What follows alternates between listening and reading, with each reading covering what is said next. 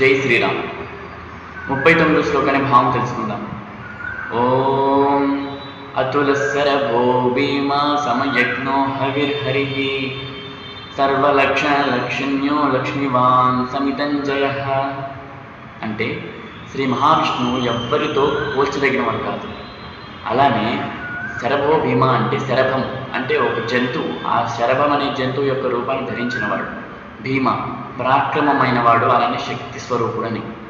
అతుల శరభో భీమ సమయజ్ఞో హవిర్హరి, సమయాన్ని అతనికన్నా బాగా అర్థం చేసుకునేవారు మరొకరు లేరు.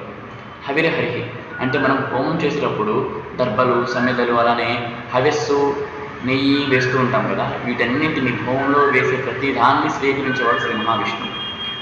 సర్వలక్షణ లక్షణ్యం అంటే లక్షలకే లక్షల వంటి వాడు, అంటే ఎంతో అపూర్వమైన వాడు, గొప్పవాడు అని అర్థం. లక్ష్మీమాన్ సమితంజయ అంటే లక్ష్మీదేవి ఇచ్చే అనుగ్రహం పొందినవాడు, ఐశ్వర్యవంతుడు అని అర్థం. సమితంజయ అంటే ఎటువంటి యుద్ధం చేసినా దానికి తిరుగులేదు, అలాంటి వాడు అని అర్థం. ఇది 39వ శ్లోకానికి భావం. ధన్యవాదాలు.